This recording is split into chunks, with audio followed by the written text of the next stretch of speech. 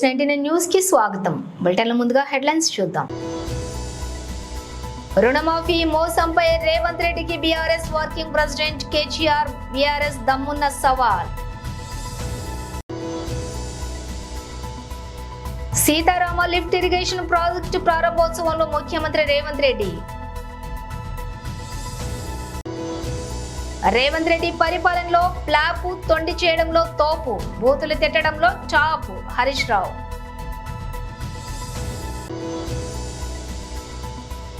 మమతా బెనర్జీ బాధితురాలికి న్యాయం చేయకపోగా నేరస్తులను కాపాడే ప్రయత్నం చేస్తోంది. ఇక డీటెయిల్స్ చూస్తే రుణమాఫీ మోసంపై రేవంత్ రెడ్డికి బీఆర్ఎస్ వర్కింగ్ ప్రెసిడెంట్ కేటీఆర్ దమ్మున్న సవాల్ విసిరారు. సీఎం రేవంత్ రెడ్డి నిన్న చాలా రెక్కలు వేశారని, కొండలరెడ్డి రేవంత్ రెడ్డి సోదరుడు ఆస్ట్రేలియా పర్యటన విజయవంతమైతే తన పర్యటన సక్సెస్ కాలేదని ఫ్రస్ట్రేషన్లోని ముఖ్యమంత్రి ఉన్నట్లుగా కనిపిస్తోందని బీఆర్ఎస్ వర్కింగ్ ప్రెసిడెంట్ కేటీఆర్ అన్నారు. తెలంగాణ భవన్లో ఏర్పాటు చేసిన మీడియా సమావేశంలో ఆయన మాట్లాడుతూ కొండలరెడ్డికి వర్కౌట్ అయినట్లుగా రేవంత్ రెడ్డికి అమెరికాలో వర్కౌట్ అయినట్లుగా లేదని ఎద్దేవా చేశారు. అదే సమయంలో ఇక్కడ తిరుపతి రెడ్డి పేరు బాగా ప్రచారం సాగిందన్నారు.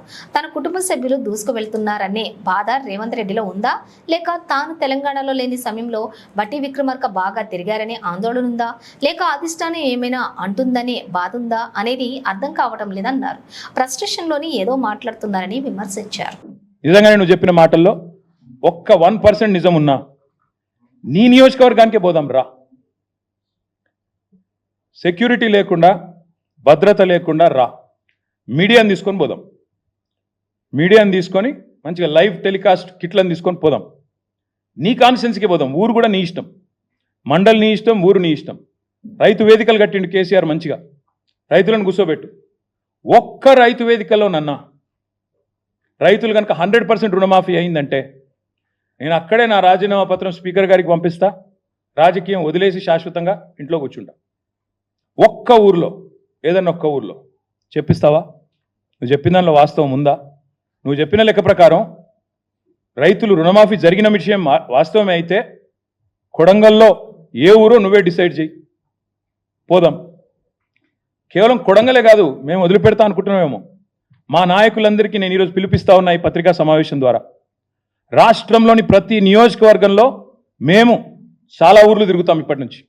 ఈ పచ్చి మోసం ఏదైతుందో దీన్ని ఎండగట్టడానికి బీఆర్ఎస్ పార్టీ నాయకత్వం. మొన్న మా తమ్ముడు వివేక్ గారు ఎట్లా కుత్బుల్లాపూర్ రూరల్ మండల్లో ఎంతమంది ఉంటే ఎంతమందికి అయిందో మొన్న వచ్చి ఇక్కడ ప్రెస్ మీట్ పెట్టి మరీ లెక్క చెప్పినాడు. రుణమాఫీ విషయంలో 1000 మంది ఉంటే కేవలం 100 మందికి ఇచ్చి మేము మొత్తం కంప్లీట్ చేసినామని పోజులు కొడితే ప్రధాన ప్రతిపక్షంగా మా బాధ్యత మీ వాదనలోని డొల్లతనాన్ని ఎండగట్టడం. ముఖ్యమంత్రికి నిజంగా దమ్ముంటే ఆయన నా సవాల్ స్వీకరించాలి.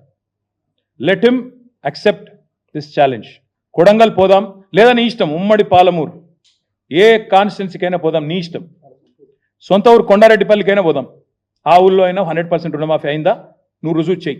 అక్కడ ఉన్న రైతులందరినీ కూర్చోబెడదాం. మీడియా సెక్యూరిటీ వద్దు, ఆఫీసర్లు, చీఫ్ సెక్రటరీలు, భయపెట్టేటోళ్ళు, బ్యాంకర్లు ఎవరొద్దు. మీడియా నువ్వురా, నేను వస్తా మా పార్టీ నుంచి రైతులతో చెప్పిస్తే అక్కడనే మీడియాకి నా రాజీనామా ఇచ్చి రాజకీయ సన్యాసం. మళ్ళీ మీరు నా ఇంటర్వ్యూ కూడా మళ్ళీసారి ఇవ్వాల్సిన అవసరం ఉండదు, మీకు కూడా బాధ ఉండదు. అట్లా అక్కడే వదిలేసి వచ్చేస్తా.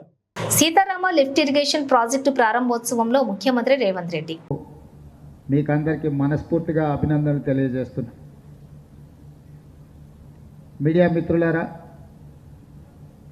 వివరాలు మా పెద్దలు ఉత్తమ్ కుమార్ రెడ్డి గారు ప్రాజెక్టుకు సంబంధించి సాగునీటి పారుదల శాఖలో జరుగుతున్న అంశాలను వారు వివరించడం జరిగింది. తుమ్మల నాగేశ్వరరావు గారు దుమ్ముగూడెం రాజీవ్ సాగర్గా, ఇందిరాసాగర్గా ఏ విధంగా మారింది, రాజీవ్ సాగర్ మళ్ళీ ప్రాజెక్టుల రీడిజైన్ పేరు మీద సీతారామ సాగర్గా ఏ విధంగా మారిందో, అంచనాలు ఏ విధంగా పెరిగినాయో వారు వివరిస్తే, మిత్రుడు పొంగులేటి శ్రీనివాసరెడ్డి గారు ఎన్నిచ్చినా ఇంకా మా ఖమ్మం జిల్లాకు కావాల్సిందే, నీళ్లతో పాటు నిధులు కూడా వరదలై పారాలి అని వారు కూడా చాలా విషయాలు ప్రస్తావించడం జరిగింది. ఒక రకంగా నాకు చాలా సంతోషం, రెండవ రకంగా ఒత్తిడి. ఎందుకు అంటే ఖమ్మం ఉమ్మడి జిల్లాకే ఇన్ని నిధులు ఇస్తే మిగతా 9 జిల్లాల నుంచి వచ్చే ఒత్తిడి గురించి నేను మీకు ప్రత్యేకంగా చెప్పాల్సిన అవసరం లేదు. మరీ ముఖ్యంగా ఫ్లోరైడ్ ప్రాంతము ఉత్తమ్ కుమార్ రెడ్డి సొంత జిల్లా నల్గొండ జిల్లాలో చాలా ప్రాజెక్టులు అసంపూర్తిగా ఉన్నాయి. అదేవిధంగా అత్యంత వెనుకబడిన జిల్లా వలసల జిల్లా నా సొంత జిల్లా పాలమూరు జిల్లాలో ప్రాజెక్టులు పడికేసి ప్రజలు ఈ రోజుకు వలసలు పోవడానికి గత ప్రభుత్వమే కారణమైంది. ఏ ఒత్తిడి ఎట్లున్నా ఎవరి ఆలోచనలు ఏ విధంగా ఉన్నా తప్పకుండా ఖమ్మం జిల్లాకు అత్యంత ప్రాధాన్యత ఇచ్చి ఈ ప్రభుత్వం ప్రాజెక్టులను పూర్తి చేయాలన్న ఆలోచనతోటి ముందుకు వచ్చింది. పెద్దలు కూనంనేని సాంబశివరావు గారు భద్రాద్రి కొత్తగూడెం ప్రాంతానికి రావాల్సిన నీళ్ళ గురించి, అదేవిధంగా ఆదినారాయణ ఆయన నియోజకవర్గం ఇల్లందు ప్రాంతంలో కట్టాల్సిన ప్రాజెక్టుల గురించి, శ్రీనివాస్ రెడ్డి గారు వరంగల్ ఇన్ఛార్జ్ కాబట్టి దోర్నకల్కు కూడా తీసుకెళ్లాల్సిన నీళ్ళ గురించి, అదేవిధంగా మున్నేరు వాగు నుంచి తీసుకురావాల్సిన నీళ్ళ అంశాలు వీటన్నిటిని ప్రస్తావించడం జరిగింది.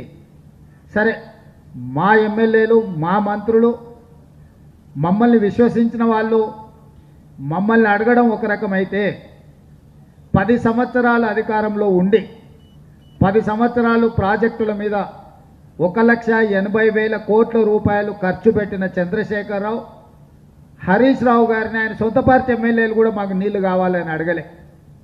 నేను అమెరికా నుంచి నిన్న దిగినెంబడే మన వాళ్ళు చెప్తున్నారు, రేగా కాంతారావు గారు ధర్నాలు చేస్తుండ్రు, ఇల్లందు హరిప్రియ నాయక్ గారు దీక్ష చేస్తా అంటున్నారు నీళ్లు కావాలని. ఇది మా విశ్వసనీయతకు గుర్తింపు. 10 సంవత్సరాలు చంద్రశేఖరరావు ముఖ్యమంత్రిగా, హరీష్ రావు 5 సంవత్సరాలు సాగునీటి పారుదల శాఖ మంత్రిగా, చంద్రశేఖరరావు గారు మరొక 5 సంవత్సరాలు సాగునీటి పారుదల శాఖ మంత్రిగా ఉన్నా ఈ ఎమ్మెల్యేలు ఏ రోజు కూడా మా నియోజకవర్గానికి నీళ్లు కావాలి అని అడగలేదు.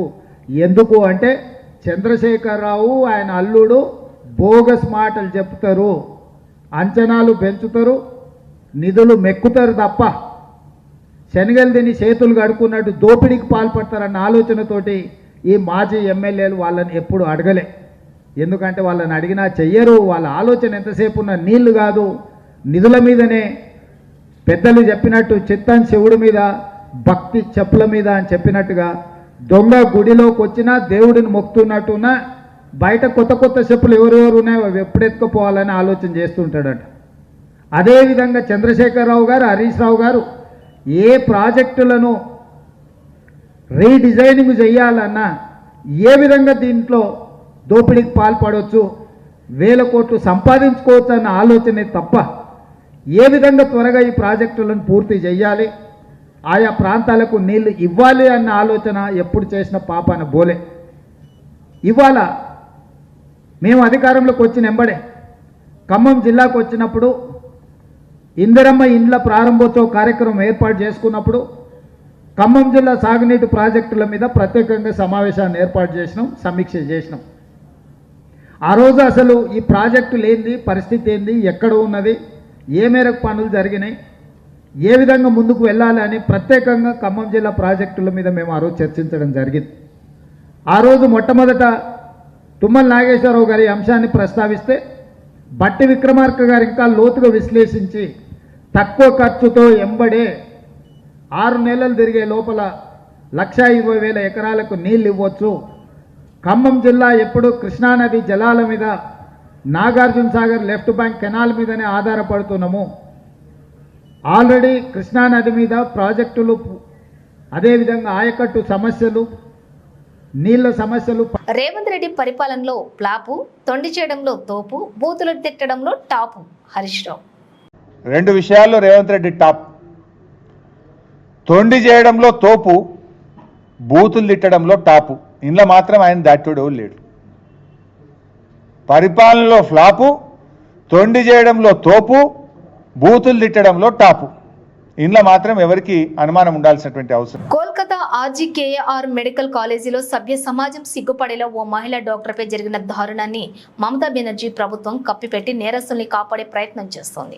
నేరం జరిగిన చోట గుర్తు తెలియని వ్యక్తులు వచ్చి సాక్ష్యాధారాలను ధ్వంసం చేస్తున్నప్పుడు అడ్డుకోవాల్సిన కోల్కతా పోలీసులు ఎవరో ఆదేశాలు ఇచ్చినట్టు ఏమీ చేయకుండా చోద్యం చూస్తూ కూర్చున్నారు.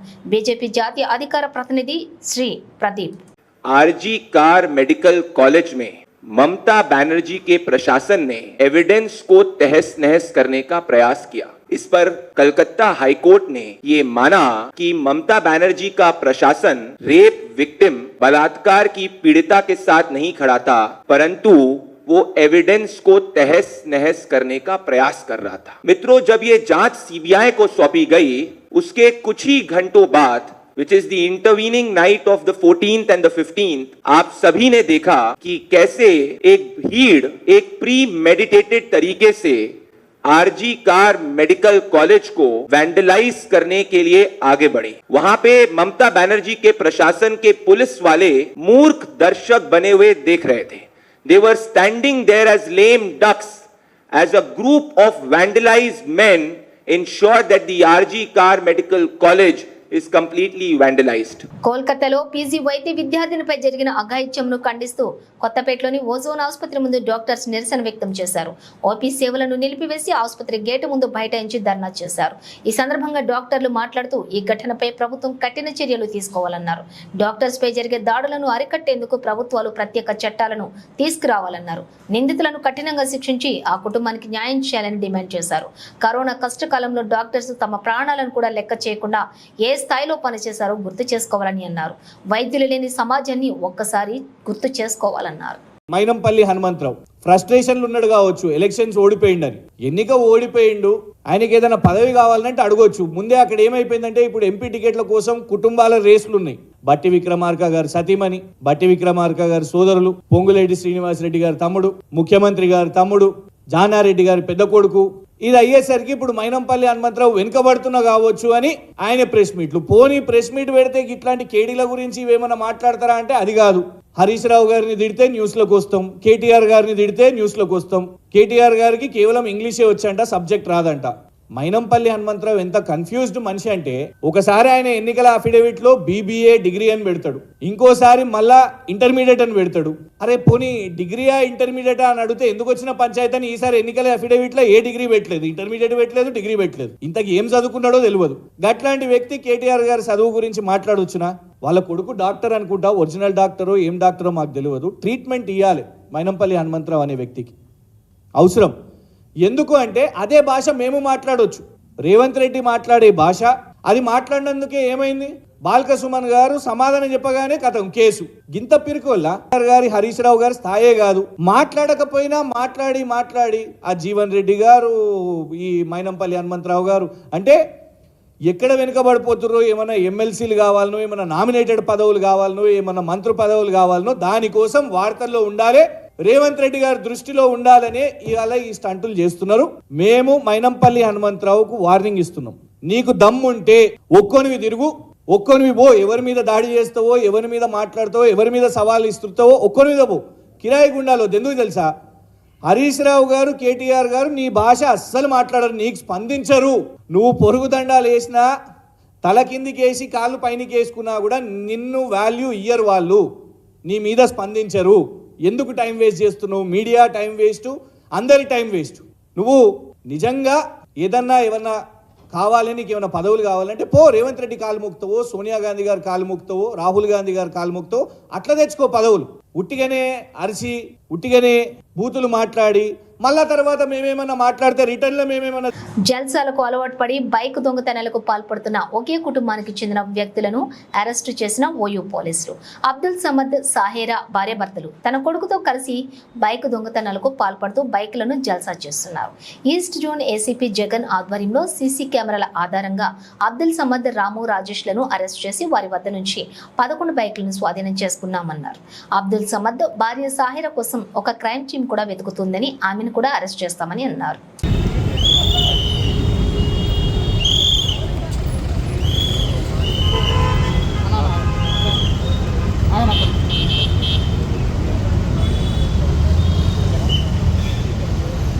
We ఆలోచన విధానం మారాలి. సో మనతోటి మార్పు అనేది మొదలవుతుంది. తర్వాత ముఖ్యంగా అమ్మాయిలతోటి. సో అందుకనే పిల్లల్ని బాయ్స్ గర్ల్స్ ఫ్రెండ్షిప్ చేయొద్దు అని చెప్తారు. అది తప్పు. ఫ్రెండ్షిప్ చేయాలి. వాళ్ళకి లిమిటేషన్స్ చెప్పాలి. ఎంత జాగ్రత్తగా చూసుకోవాలి. అమ్మాయి అయినా, సిస్టర్ అయినా, మదర్ అయినా, తోటి ఎంప్లాయీస్ ఎవరైనా కూడా. సో అది మనం చిన్నప్పటి నుంచే ఈ వాల్యూస్ వాళ్ళకి నేర్పాలి. చిన్నప్పుడు ఈ వాల్యూస్ లేకుండా మంచి ఏంటి చెడు ఏంటో చెప్పకుండా వాళ్ళను పెంచి వాళ్ళని అసలు పట్టించుకోకుండా చేస్తే వాళ్ళంతా ఆల్కహాల్, డ్రగ్స్ అన్నిటికీ అలవాటు పడి ఒక్కొక్కరు ఎంత బ్రూటల్గా, ఎంత రాక్షసత్వంగా బిహేవ్ చేస్తున్నారో మనం అందరం చూస్తున్నాం ఈరోజు ఈ సమాజంలో. సో ఇవన్నీ మారాలి అంటే ఫస్ట్ మార్పు అనేది మనతోనే మొదలు కావాలి. దీంతోపాటు గవర్నమెంట్ కూడా చాలా కఠినమైన శిక్షలు అమలు చేయడానికి వాళ్ళ ప్రయత్నం వాళ్ళు చేయాలి. సో ఈరోజు మేము ఓజోన్ హాస్పిటల్ తరఫున so chief minister of Bengal and prime minister of India కూడా అండ్ లెటర్స్ రాస్తున్నాము. సో మేము మా అప్పీల్ వాళ్ళకి చేస్తున్నాము. సో ఇలాంటిది ఇంకొకసారి జరిగితే చాలా భయంకరంగా ఉంటుంది అనే విషయం అనేది ఎంత భయంకరంగా ఉంటుందో ఈ శిక్షల ద్వారా వాళ్ళకి వీళ్ళంత తొందరగా వాళ్ళకి శిక్ష పడేటట్టుగా చేసి ఇంకొకరు ఎవరైనా చేయాలంటే కూడా భయపడేటట్టుగా శిక్షించాలని మేమందరం కోరుకుంటున్నాం. భయం వేసేది ఏంటంటే కుక్కలైనా వెంటబడతాయని భయం వేసేది. ఇలాంటిది వర్క్ ప్లేస్లో మేము చాలా సేఫ్గా ఫీల్ అయ్యే వాళ్ళం. అలాంటిది ఇది అవ్వడం అనేది అసలు ఎట్లా చెప్పాలో కూడా తెలియట్లేదు. ఇంత హాట్నెస్ లైఫ్కి అంటే వాల్యూ ఏం లేదు. అక్కడ ఎవరో దేశాల్లో అవుతుందని అందరూ కమెంట్ చేస్తారు. కానీ ఇంత హార్ట్నెస్ ఇట్లా డాక్టర్ కాదు, ఒక మనిషి ఫీమేల్ కాదు, ఒక మనిషికి ఇట్లా అవ్వడం అనేది అది అసలు. మైనంపల్లి ఒక జోకర్ కిరాయి గుండాలతో రోడ్ల మీద ఇష్టం వచ్చినట్లు తిరుగుతూ అందరి మీద దాడి చేస్తున్నాడు.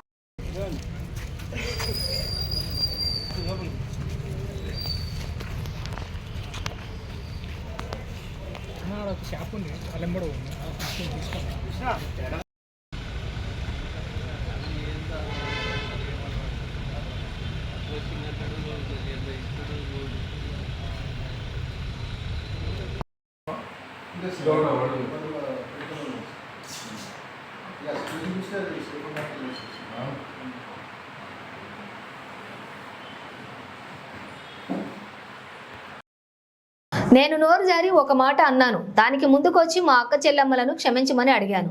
మరి ఇదే రేవంత్ రెడ్డి అసెంబ్లీ సాక్షిగా ఆడబిడ్డలపై చేసిన అనుచిత వ్యాఖ్యలకు క్షమాపణలు చేస్తాడా బీఆర్ఎస్ వర్కింగ్ ప్రెసిడెంట్?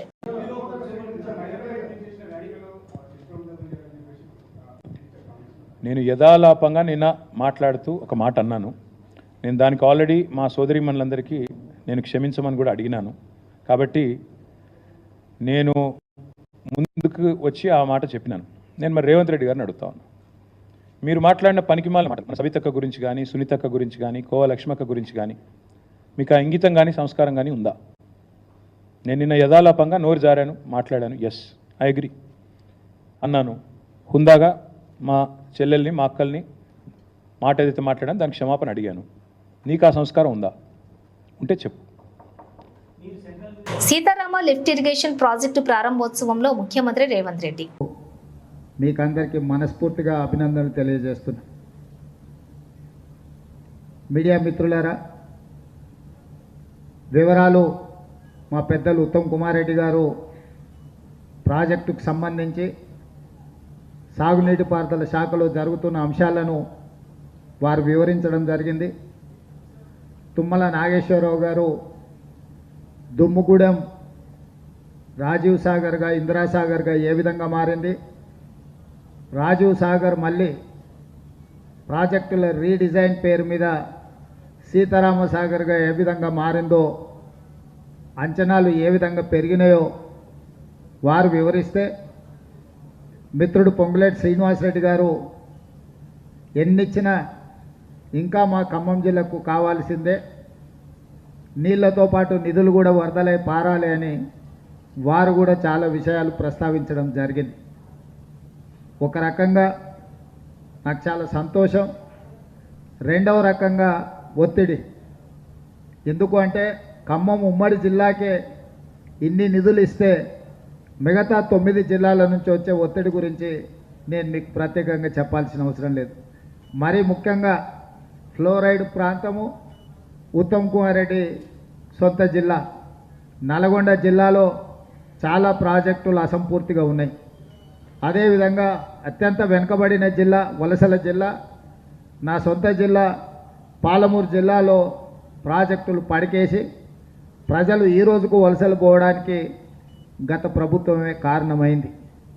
ఏ ఒత్తిడి ఎట్లున్నా, ఎవరి ఆలోచనలు ఏ విధంగా ఉన్నా తప్పకుండా ఖమ్మం జిల్లాకు అత్యంత ప్రాధాన్యత ఇచ్చి ఈ ప్రభుత్వం ప్రాజెక్టులను పూర్తి చేయాలన్న ఆలోచనతోటి ముందుకు వచ్చింది. పెద్దలు కూనంనేని సాంబశివరావు గారు భద్రాద్రి కొత్తగూడెం ప్రాంతానికి రావాల్సిన నీళ్ళ గురించి, అదేవిధంగా ఆదినారాయణ ఆయన నియోజకవర్గం ఇల్లందు ప్రాంతంలో కట్టాల్సిన ప్రాజెక్టుల గురించి, శ్రీనివాస్ రెడ్డి గారు వరంగల్ ఇన్ఛార్జ్ కాబట్టి దోర్నకల్కు కూడా తీసుకెళ్లాల్సిన నీళ్ళ గురించి, అదేవిధంగా మున్నేరు వాగు నుంచి తీసుకురావాల్సిన నీళ్ళ అంశాలు, వీటన్నిటిని ప్రస్తావించడం జరిగింది. సరే, మా ఎమ్మెల్యేలు మా మంత్రులు మమ్మల్ని విశ్వసించిన వాళ్ళు మమ్మల్ని అడగడం ఒక రకమైతే 10 సంవత్సరాల అధికారంలో ఉండి 10 సంవత్సరాలు ప్రాజెక్టుల మీద 1,80,000 కోట్ల రూపాయలు ఖర్చు పెట్టిన చంద్రశేఖరరావు హరీష్ రావు గారిని ఆయన సొంత పార్టీ ఎమ్మెల్యేలు కూడా మాకు నీళ్లు కావాలని అడగలే. నేను అమెరికా నుంచి నిన్న దిగినెంబడే మన వాళ్ళు చెప్తున్నారు, రేగా కాంతారావు గారు ధర్నాలు చేస్తుండ్రు, ఇల్లందు హరిప్రియ నాయక్ గారు దీక్ష చేస్తా అంటున్నారు నీళ్లు కావాలని. ఇది మా విశ్వసనీయతకు గుర్తింపు. 10 సంవత్సరాలు చంద్రశేఖరరావు ముఖ్యమంత్రిగా, హరీష్ రావు 5 సంవత్సరాలు సాగునీటి పారుదల శాఖ మంత్రిగా, చంద్రశేఖరరావు గారు మరొక 5 సంవత్సరాలు సాగునీటి పారుదల శాఖ మంత్రిగా ఉన్నా ఈ ఎమ్మెల్యేలు ఏ రోజు కూడా మా నియోజకవర్గానికి నీళ్లు కావాలి అని అడగలేదు. ఎందుకు అంటే చంద్రశేఖరరావు ఆయన అల్లుడు బోగస్ మాటలు చెప్తారు, అంచనాలు పెంచుతారు, నిధులు మెక్కుతారు తప్ప శనగలు తిని చేతులు కడుక్కున్నట్టు దోపిడీకి పాల్పడతారన్న ఆలోచనతోటి ఈ మాజీ ఎమ్మెల్యేలు వాళ్ళని ఎప్పుడు అడగలే. ఎందుకంటే వాళ్ళని అడిగినా చెయ్యరు. వాళ్ళ ఆలోచన ఎంతసేపు ఉన్న నీళ్లు కాదు, నిధుల మీదనే. పెద్దలు చెప్పినట్టు చిత్తం శివుడి మీద, భక్తి చెప్పుల మీద అని చెప్పినట్టుగా దొంగ గుడిలోకి వచ్చినా దేవుడిని మొక్కుతున్నట్టున్నా బయట కొత్త కొత్త చెప్పులు ఎవరెవరు ఉన్నాయో అవి ఎప్పుడెత్తుకుపోవాలని ఆలోచన చేస్తుంటాడట. అదేవిధంగా చంద్రశేఖరరావు గారు, హరీష్ రావు గారు ఏ ప్రాజెక్టులను రీడిజైనింగ్ చేయాలన్నా, ఏ విధంగా దీంట్లో దోపిడీకి పాల్పడవచ్చు, 1000 కోట్లు సంపాదించుకోవచ్చు అన్న ఆలోచనే తప్ప ఏ విధంగా త్వరగా ఈ ప్రాజెక్టులను పూర్తి చేయాలి, ఆయా ప్రాంతాలకు నీళ్లు ఇవ్వాలి అన్న ఆలోచన ఎప్పుడు చేసిన పాపాన బోలే. ఇవాళ మేము అధికారంలోకి వచ్చిన వెంబడే ఖమ్మం జిల్లాకు వచ్చినప్పుడు ఇందిరమ్మ ఇండ్ల ప్రారంభోత్సవ కార్యక్రమం ఏర్పాటు చేసుకున్నప్పుడు ఖమ్మం జిల్లా సాగునీటి ప్రాజెక్టుల మీద ప్రత్యేకంగా సమావేశాన్ని ఏర్పాటు చేసినాం, సమీక్ష చేసినాం. ఆ రోజు అసలు ఈ ప్రాజెక్టులు ఏంది, పరిస్థితి ఏంది, ఎక్కడ ఉన్నది, ఏ మేరకు పనులు జరిగినాయి, ఏ విధంగా ముందుకు వెళ్ళాలి అని ప్రత్యేకంగా ఖమ్మం జిల్లా ప్రాజెక్టుల మీద మేము ఆ రోజు చర్చించడం జరిగింది. ఆ రోజు మొట్టమొదట తుమ్మల నాగేశ్వరరావు గారి అంశాన్ని ప్రస్తావిస్తే బట్టి విక్రమార్క గారు ఇంకా లోతుగా విశ్లేషించి తక్కువ ఖర్చుతో ఎంబడే 6 నెలలు తిరిగే లోపల 1,20,000 ఎకరాలకు నీళ్ళు ఇవ్వచ్చు. ఖమ్మం జిల్లా ఎప్పుడు కృష్ణానది జలాల మీద, Nagarjuna Sagar left bank canal మీదనే ఆధారపడుతున్నాము. ఆల్రెడీ కృష్ణానది మీద ప్రాజెక్టులు, అదేవిధంగా ఆయకట్టు సమస్యలు, నీళ్ల సమస్యలు. బులెటిన్ ముగించే ముందు హెడ్లైన్స్ మరోసారి. రుణమాఫీ మోసంపై రేవంత్ రెడ్డికి BRS working president KTR BRS దమ్మున్న సవాల్. సీతారామ లిఫ్ట్ ఇరిగేషన్ ప్రాజెక్టు ప్రారంభోత్సవంలో ముఖ్యమంత్రి రేవంత్ రెడ్డి. రేవంత్ రెడ్డి పరిపాలనలో ప్లాపు, తొండి చేయడంలో తోపు, బూతులు తిట్టడంలో టాపు హరీష్ రావు.